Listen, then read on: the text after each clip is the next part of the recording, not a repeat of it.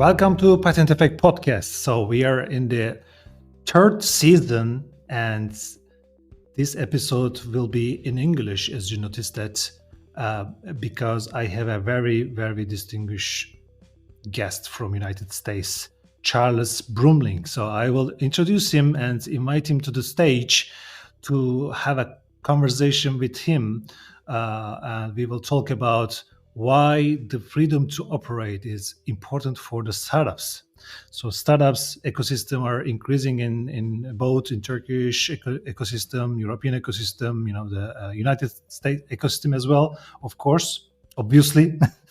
And we will talk about some of the major mistakes that the startups are doing in terms of in their growth stages in different countries.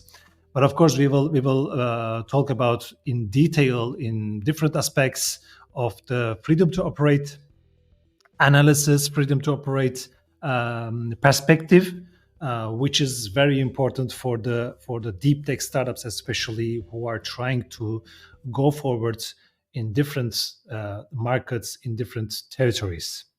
So that's why I'm really excited to talk with Charles today on that topic, because he's also experienced in the startup ecosystem. So he will also mention about his story, what is the relationship with the startups and his own entrepreneur career as well. So I'm not taking too long on the introduction phase. I would like to say hello to Charles. Charles, how are you? Hello, Mustafa. Just fine, thanks. And you? I'm really fine. Good to having you in our podcast session. And the topic is also exciting, especially for the startups. So where are you now?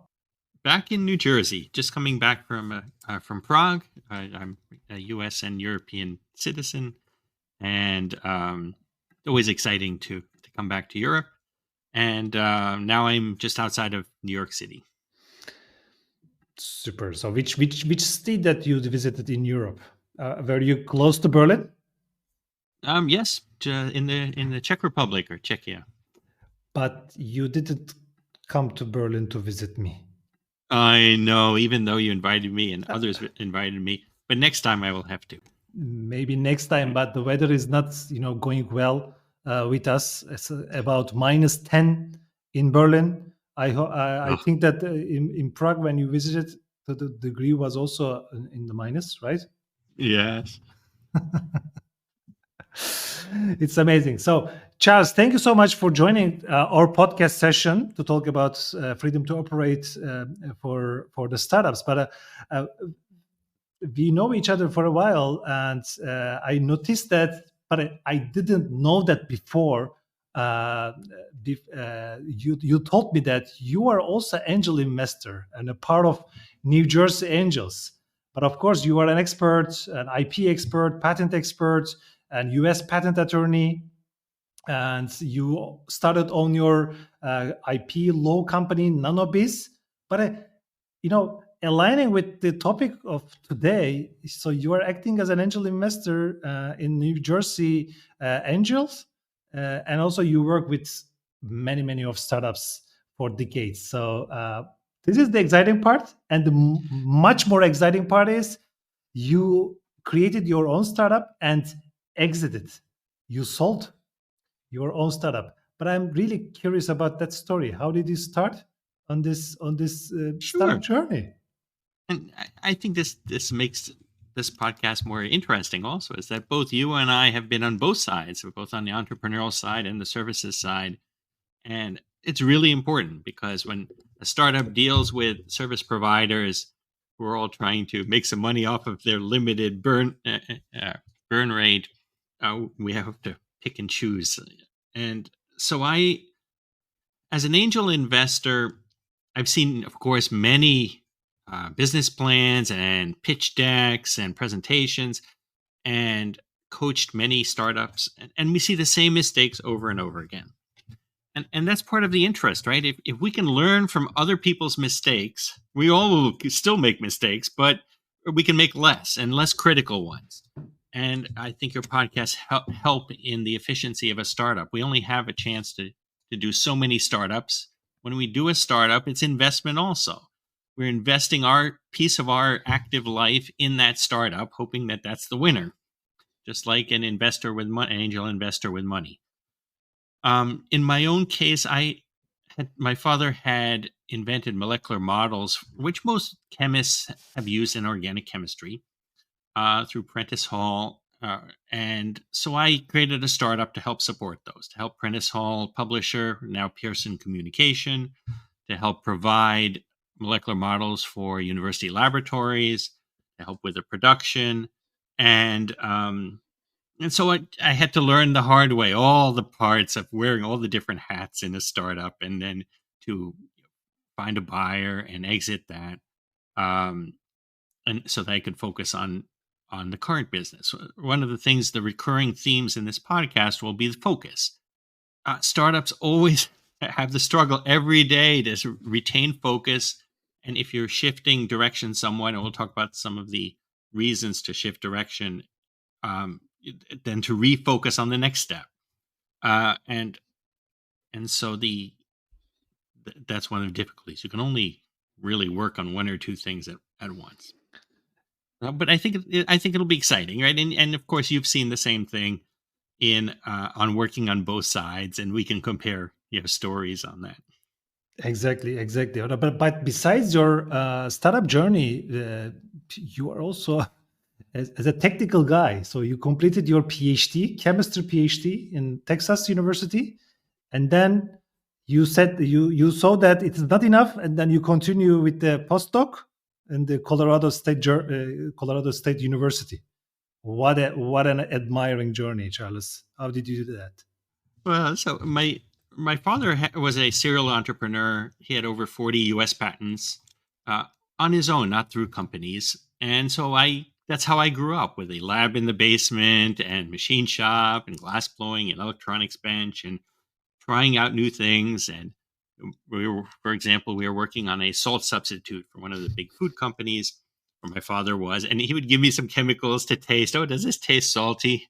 And he kept reassuring me, I know what I'm doing. I'm not poisoning you. Super interesting. So I went, I went to a lot of school, and I went to law school afterwards. Um, but it's the combinations. My father was always interested in the intersection between traditional disciplines. And every entrepreneur has to do this in wearing multiple hats. If you're a scientist, an engineer, you still have to wear a business hat, right? And we'll cover some of the legal things as well. When I went from science to law, this was one of the more difficult transitions. As a scientist or engineer, you're trying to find the one truth, and you experiment until you find it. As a lawyer, there's lawyers representing both sides. And so you are less interested in coming to one conclusion. You're interested in protecting your client. And that's a very different way of thinking. And in today's podcast, we'll talk about some of those, especially in a startup.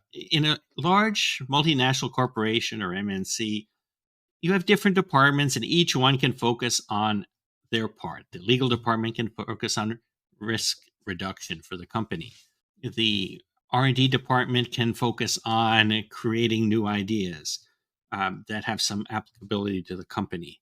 But in a startup, you have to think both ways. You only have so much bandwidth, not just money, but just as important, time.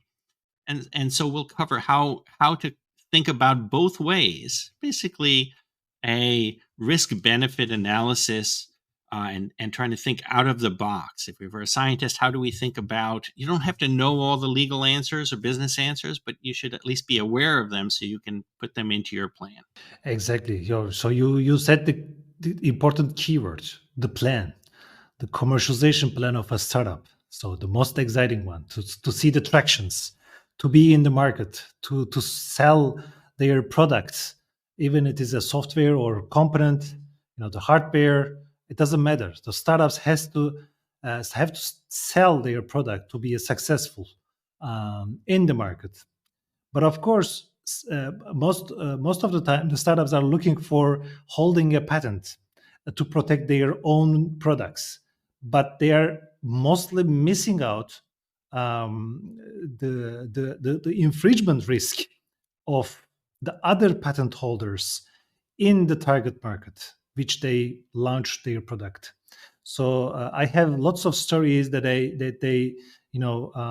had to exit out the important markets because of this infringement risk, because of trying to fight on the court. So I can say that most of the startups are not familiar with freedom to operate before they launch. Even the European Commission is supporting the startups with free money in terms of the funding opportunity within the European Innovation Council. The X name is the SME instrument. So the European Commission is also asking for startups in their proposals, please add a report which includes the freedom to operate in Europe. So I think we can start with the main definition of the freedom to operate. What does it mean, and why is important for the startups as a second step? That's an excellent place to start.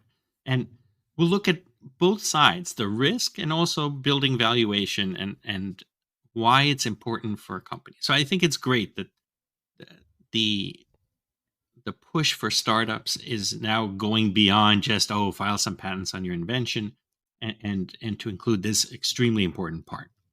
So freedom to operate, or sometimes called freedom to practice, or abbreviated FTO or FTP, um, kind of legalistically, it's the ability of your company to develop, make, and market products without legal liabilities to third parties like patent owners. But let's get more kind of direct. Um, when you when it's human nature to think that we have come up with ideas on our own, but most of innovation in this world are improvements or combinations of things that's happened before in the last few thousand years, uh, with billions of people around the world. And how to really separate in our mind what really is new or novel, and what is from others. And from others, there's two parts: what we call the public domain, what has is not covered by a legal form of intellectual property or copyright, or intellectual property or contract, and then what we can use, which is most of the things. So the when we look at freedom to operate, most of it's based on intellectual property, patents, copyright, trademark, and some others like artist rights. And when we, let's say, file a patent application, we create a fence around what is our invention, what is new and not obvious, compared to what is in the public domain.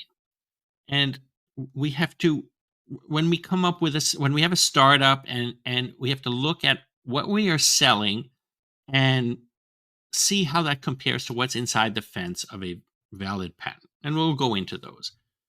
Now, what is the effect of infringement? If you infringe, that means that you are making, selling, importing, or exporting, using, getting others to, inducing others to do one of those, of a invention that is covered by a current patent or other intellectual property.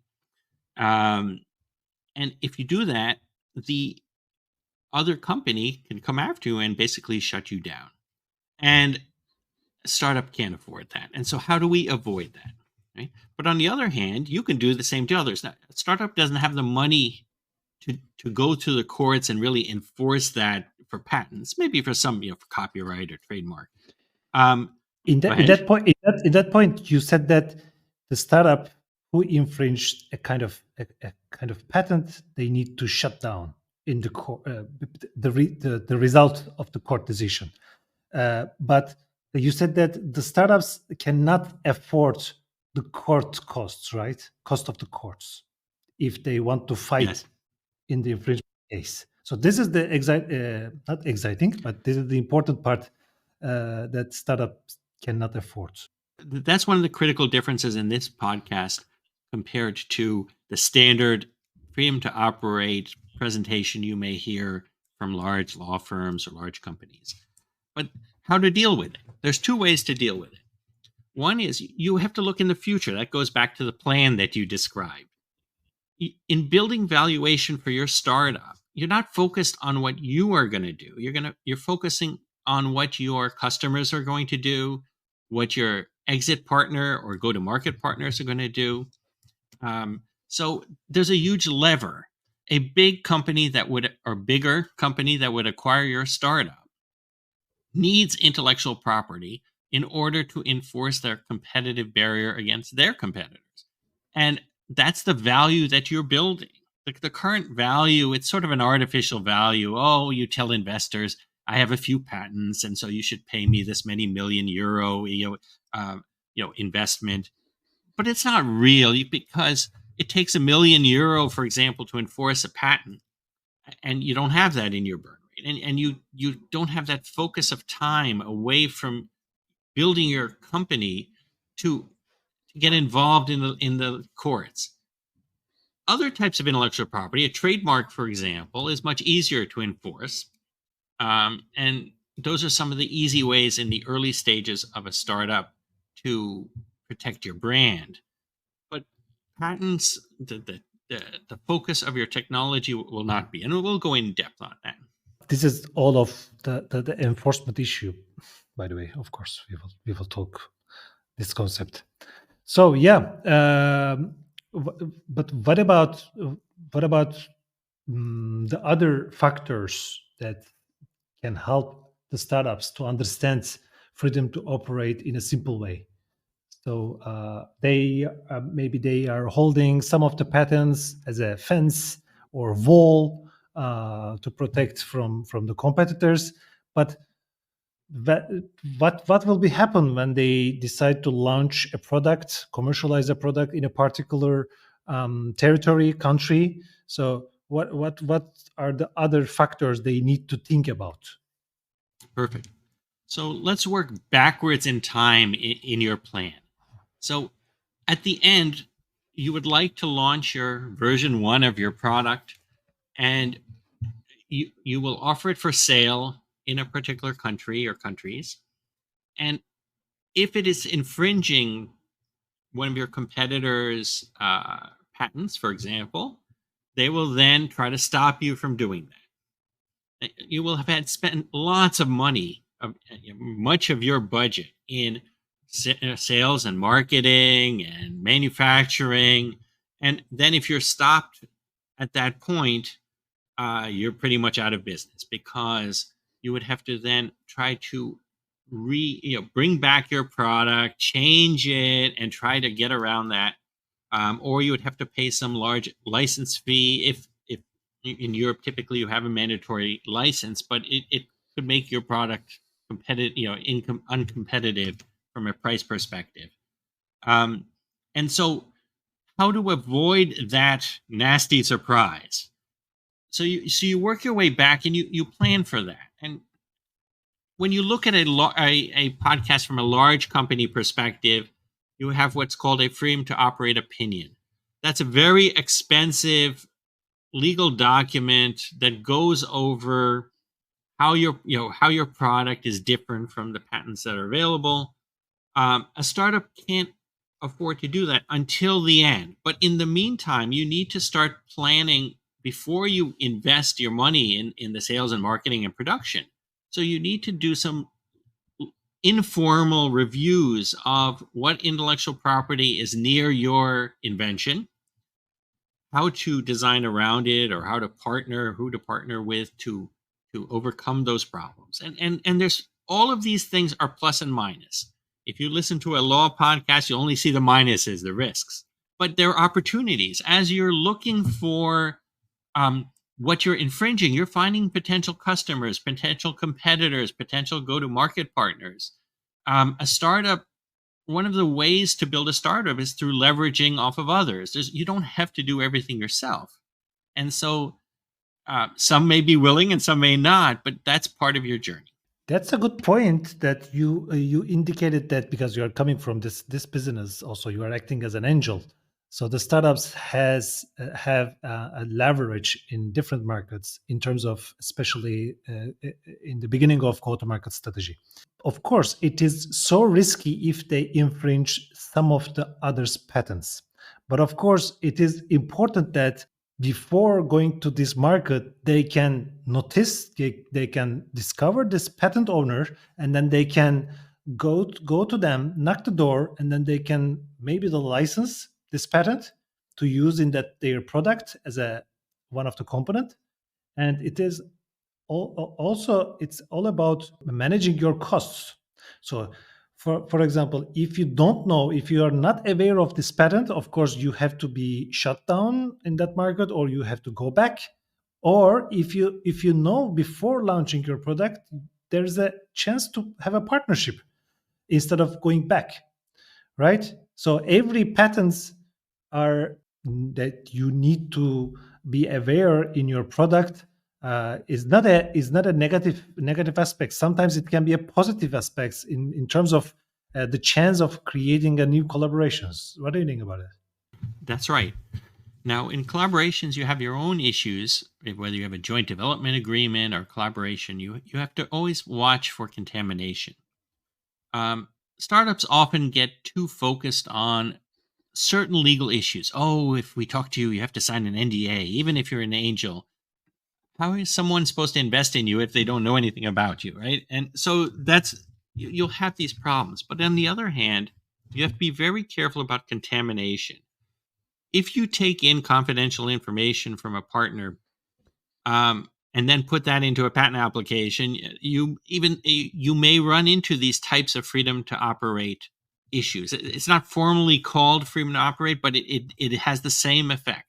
So as a startup, you can't be too focused on what is exactly named this or that. You have to focus on the effect. You have to be able to sell your product without other companies coming, or other ex-employees coming to you and saying, oh, you have this contract with me, or I have this patent, or I should be an inventor on your application. In an example, let's say you have a sensor for COVID, and you partner with a biotechnology company that has a particular molecule to recognize that strain of COVID. Um, and that's perfect. You can handle the other parts of the sensor. You're not a biotechnology company, you're a sensor company, and you can leverage the expertise of that other company. When working with universities, it's a little trickier because of the other restrictions that universities have and the mission for universities to promote their inventions to the world. So it's easier with private companies than universities. But that would be an example of, of a collaboration. On that topic, I have an example that I want to share with our audience, our listeners, as a case study. But it's not good ending. One of the Turkish startup about 5 years ago, they growed in Turkey. They were a software as a service company, basically, and a software dependent. Um, so they were selling a subscription of movie tickets monthly. So they grew very large in Turkey, and then they decided to go to United States. But there was a problem. As soon as they launch their business in United States, they have only one competitor, and then this competitor has only one patent, and then they sued them by the reason of the infringing this payment algorithm, which is indicated in that patent. One competitor, one patent, and you are out of the United States. So this story is telling so much thing as a the takeaway, as a learning point.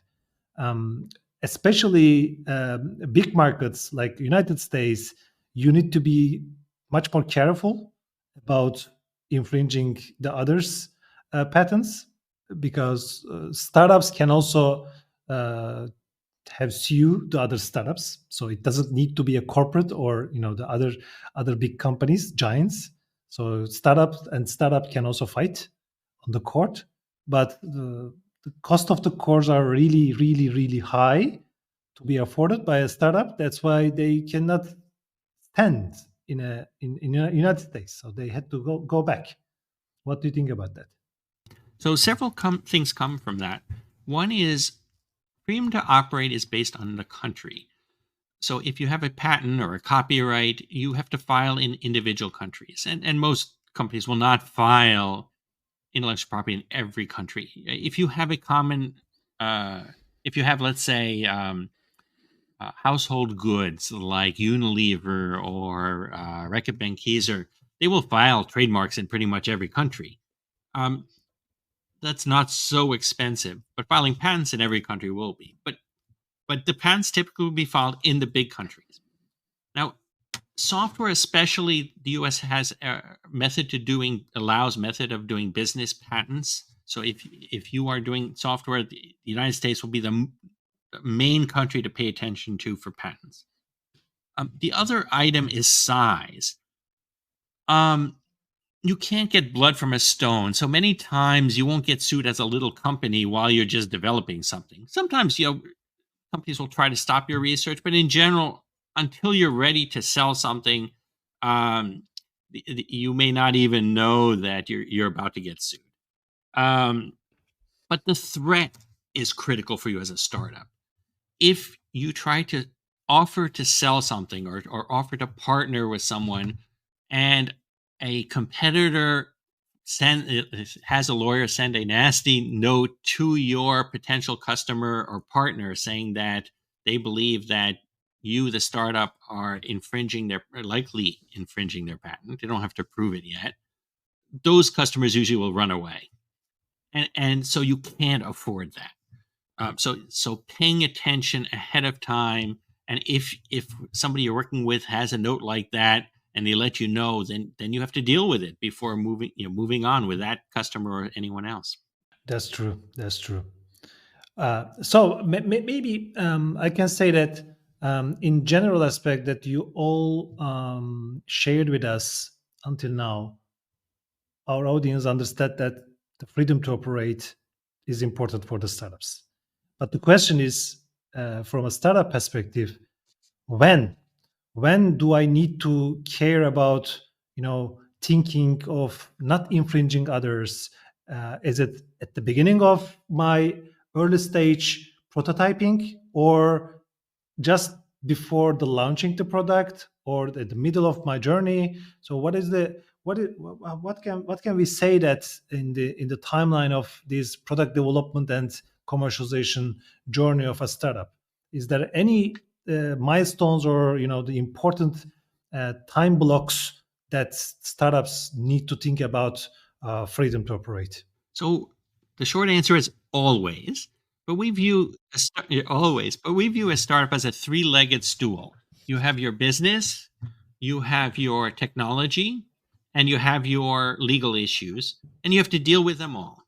Now, you will ramp up on how much effort you put into it, but at the beginning, and it has opportunities.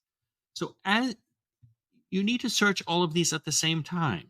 As you're putting your business plan together, and every business plan will change over time, um, you need to pay attention, right? Any startup, what's one of the classic mistakes, who comes to you and says, "We have no competitors." They have no clue. Don't invest in them. They have Always. no respect, right? Or all we need is a certain percentage of the market and we'll be successful, right? These are the signs of someone who is just starting out and has no experience. Um, so when you're putting your business plan together, you need to know who are your potential competitors. They might be your exit part, who you're going to exit to. Um, think about not what you're creating now, but what would an exit partner or buyer do with your company? Don't think of only your invention. Think about what your competitors could do. So there's two potential exits. Everybody thinks, oh, the buyer of my startup is going to be who's going to use and sell my product. Many times the buyer on a tech heavy IP protected company is buying you so that you don't compete with their existing product. And they might shelve your IP. It's not exciting to a tech entrepreneur, but it can be very lucrative.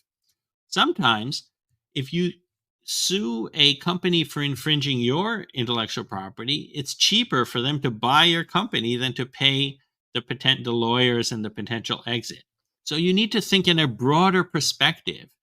One is about how my company could get shut down at the time I'm trying to sell my first product. And the other is, what are other ways I can make money? Why do we file patents? They're barriers to competition. Why do we file trademarks or other intellectual property? There is also there's value in both the enforcement and the defense. And the buyer of your company will need to do that and will have the budget to do that, to enforce it and to file in more countries. But always think about it. And so the at the beginning, it will give you ideas also on how to expand and focus your own patent filings. Your patent filing should be think about it as a barrier to competitors, to yourself, and for the buyer of your company. So you apply for other write claims for other applications than just your own. Ways to get it. Think about freedom to operate against, in the other direction. If somebody was trying to design around your patents, um, what would be the ways they would try to do that and try to cover those as well? Before moving forward, Charles, um, startups also asking us, how can I challenge with these patent issues in different countries? So they are saying that I'm just a startup. I don't have enough power. I know the importance of the patents. I know the importance of not infringing the others. But they are showing me some examples that look at the Apple. They infringed the some of the patents of Massimo, and then now they're abundant from selling their the latest version of Apple Watch. Of course, it's canceled, but even Apple is struggling with patent infringements. The startups asking that, how can I handle it? What are the challenges that I need to take care, you know in navigating my commercialization journey in different countries? I think that's a really big stone as a question, so that needs to be answered carefully. What do you think about it? The Apple Watch is a perfect example. You have a particularly tenacious entrepreneur who has managed to get enough funding to fight Apple, um, and can get the funding because there's a lot of money involved. I mean, the money that Apple lost in just the holdup on the sales of their watches, technology that electronics has a limited lifespan, and there'll be another version coming out in the next 18-month cycle. So the that cost them dearly, and they had made an offer to settle, and it was not enough, right? Um, but where's a startup come in, right? Um, the but what happens to Apple generally can happen to you, but the amounts of money will be less, but it'll have a larger effect on you. This is not going to shut down Apple. It will reduce their share price for a little while, um, but it could shut down a startup very easily. And you don't even have to be involved in multi-million-dollar litigation like this one. Um, just as we talked about, the threat is is critical. So when you're looking at countries around the world, and comes back to the plan you mentioned again, which countries are you planning to file in? It, is your particular technology highly patented or not? So electronics, communications, are biotechnology are heavily patented areas. Um, in some more traditional engineering areas, industrial production, you may have less patents. Um, and you can so it depends which area you work in and how much effort you have to spend on this. But it as part of your patent strategy, and be careful with the service providers. If you're working as a startup with a large law firm, little clients are not that important to a big firm as the bigger clients. They may be pushing more for charging more hourly rate, hours. You have to always come back and focus. What are the needs of the startup and where to spend the limited budget? Um, you have to start early on reviewing freedom to operate. Which countries? Who are the competitors? How are you going to design around or work with whoever you find that is patenting in your area? Which patents are there and when are they going to expire? After they expire, unless there's additional patents filed around it on improvements on those inventions, you could plan to then move into that area. Which countries are not don't have any patents, but you have to remember again, if where are you going to manufacture? If you, let's say you're manufacturing in China and selling in Europe, if there's a patent in China, that can be used against you. The Watch your agreements as well. So that's part of your plan. Who are you going to partner with, and who are you going to avoid to minimize contamination? If you're going to work on a joint development, or if you're taking government money, sometimes when you're taking a government grant, the government gets rights to that invention. So if you're working in areas, for example, in defense or homeland security, defense contractors could be making your invention without asking you under those rights.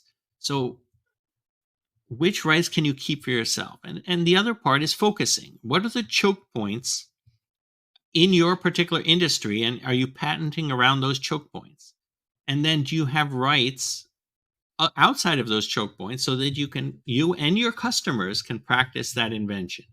So it's not just you. Let's say you're manufacturing a particular tool, and you're worried about the patents claims in the countries where you're manufacturing that tool, but then you're selling that tool to customers, and there may be patents on the use of that tool, and your customers may be in other countries. So you have to watch all of them. So it means that if the startup is working on a crowded area in terms of the patent numbers, patent density, so they need to be more careful than the others, of course.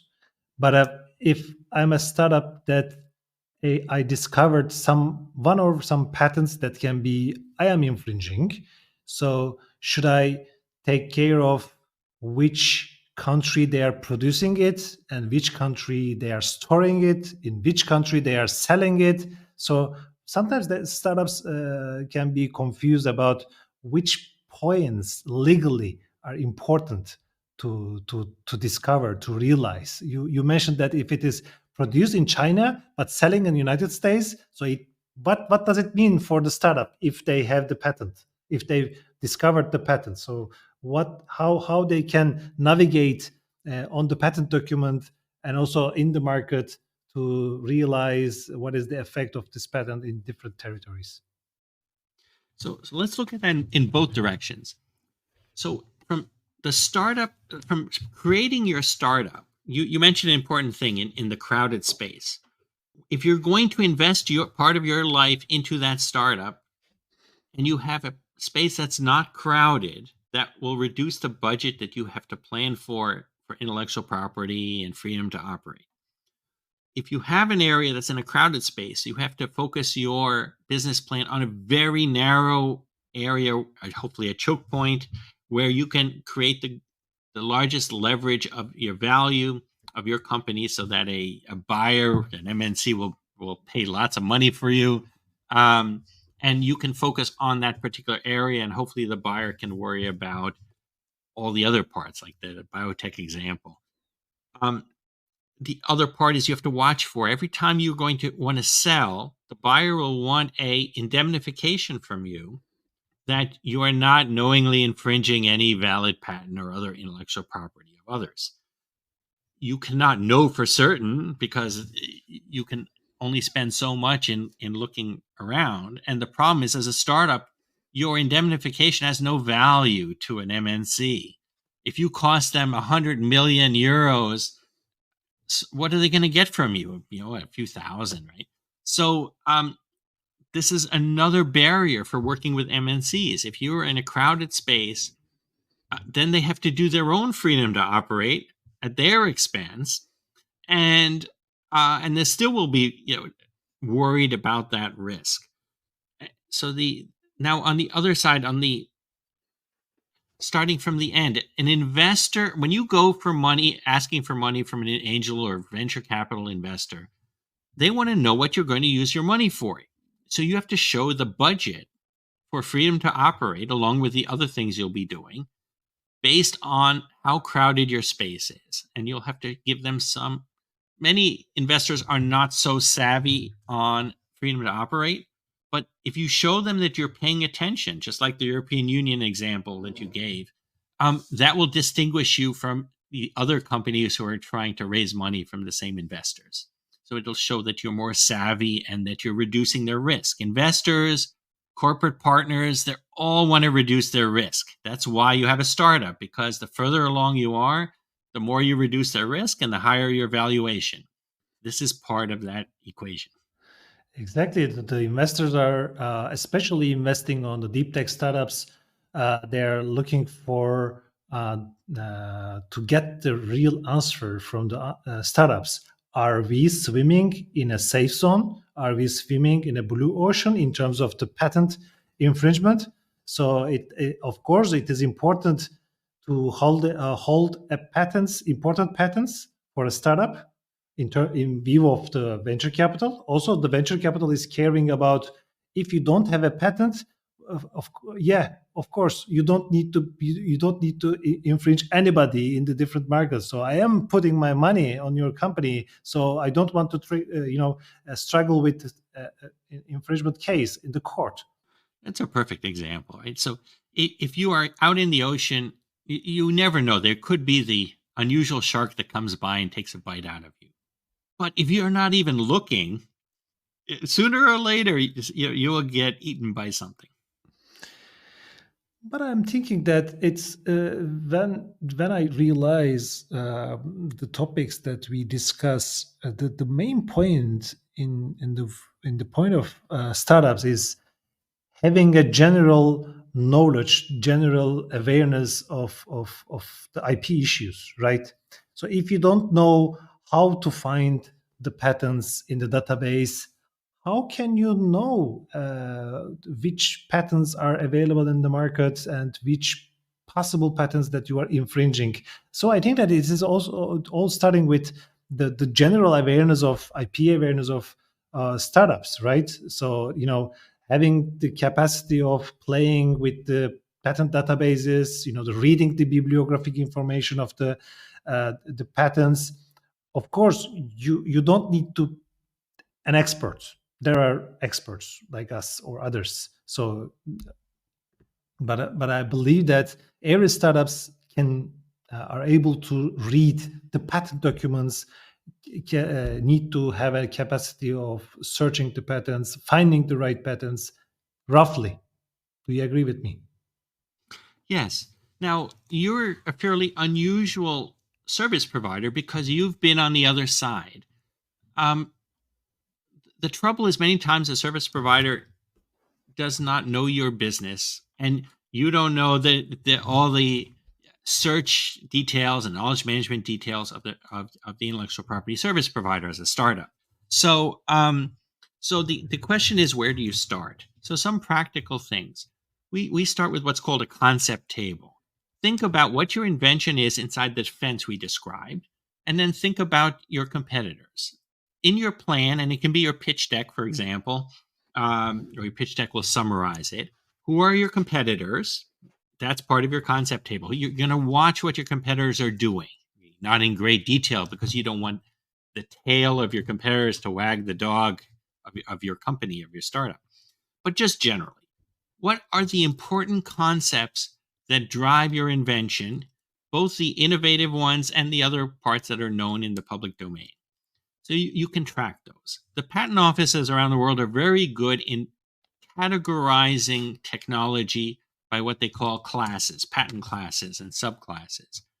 And especially if your industry has been around for a while, and you can follow that subclass of your particular industry to get a feel of what people are doing around the world. The other part is keep track of your contracts. You should every time you sign a contract, you should keep it, know it when it expires. If it has something to do with your innovation area.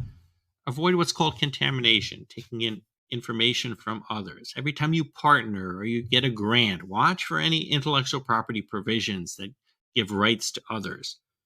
Um, if you're filing a patent application, think of both ways, right? So if you're going to be the competitor and another company, big or small, ideally big, will have to worry about your patent. That adds value to your company. So, and while you're doing it, think ahead.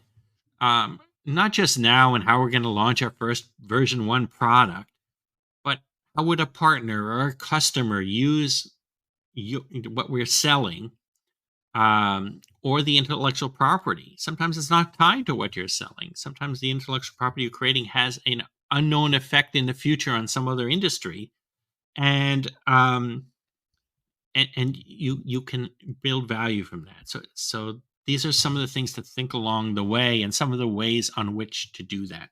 So we also talked the importance of FTO in the investment um, procedures, but how about the funding opportunities? I'm not familiar with the United States ecosystem in terms of the funding for the startups, but the governmental organizations are caring about the FTO for the startups before granting them with the money. It depends on what stage.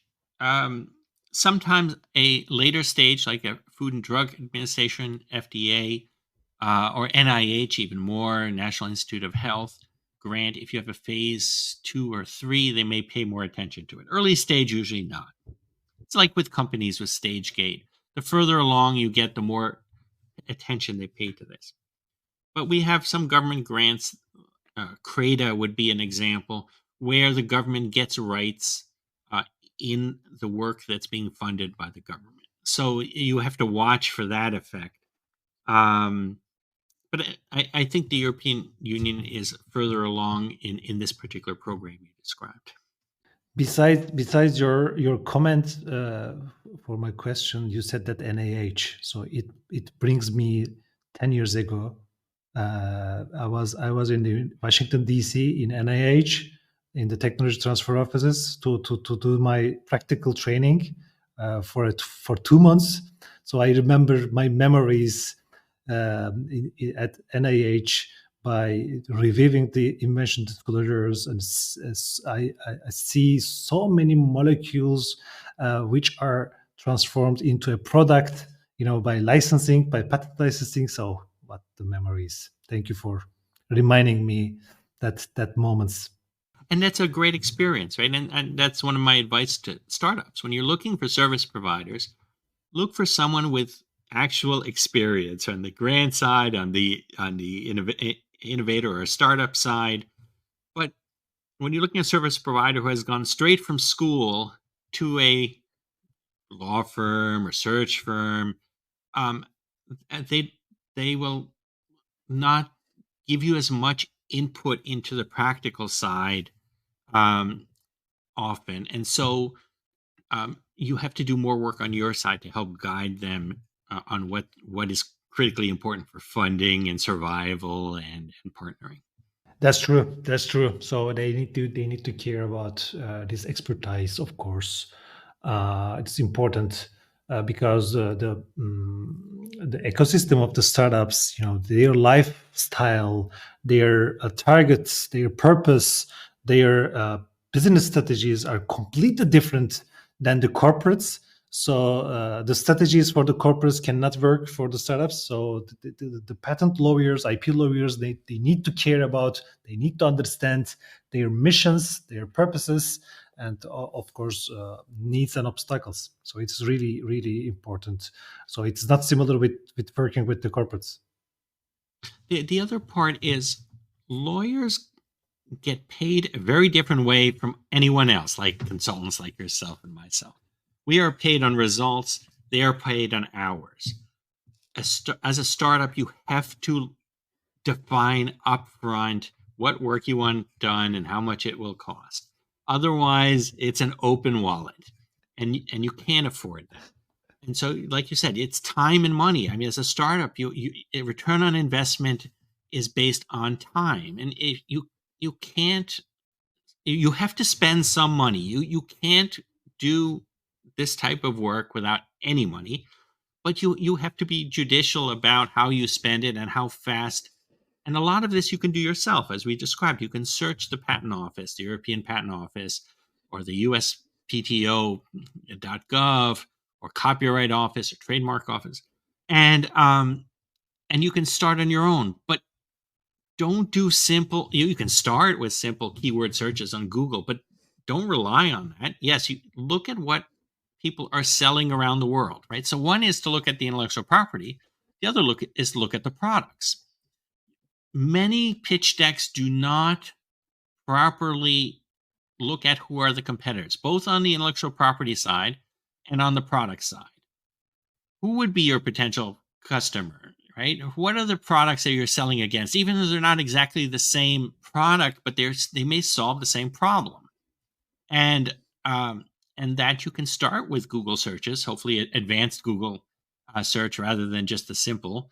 Um, and then you can tie them back and forth. If you find someone selling a product that solves the same product, look at what intellectual property they filed.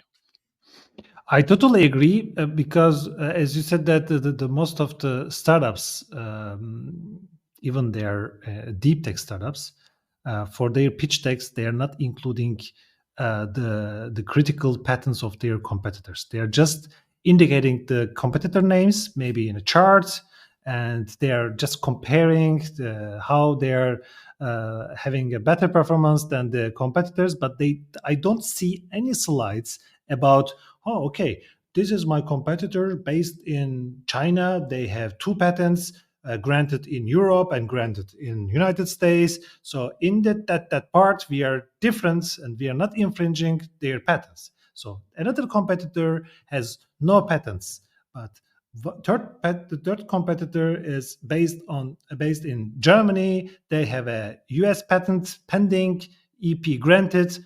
I don't see this kind of analysis. So they don't even, if startup is focusing on biotechnology, the drug development or the advanced material, they're just showing how they are perfect against their competitors, but no patent comparison. And in a startup, these are important for multiple reasons. One is freedom to operate, but the other is they're potential buyers, exits for you. And so for example, you have the Chinese company, right? They may also want a sales division in Europe, and you might be, by acquiring you, they might also get your intellectual property and also a sales office in the European Union. And so these are all things that add to your valuation as a startup, and hopefully you can raise money with giving less of your company away with a higher valuation with these reasons. Of course, higher valuation also means that strong patents.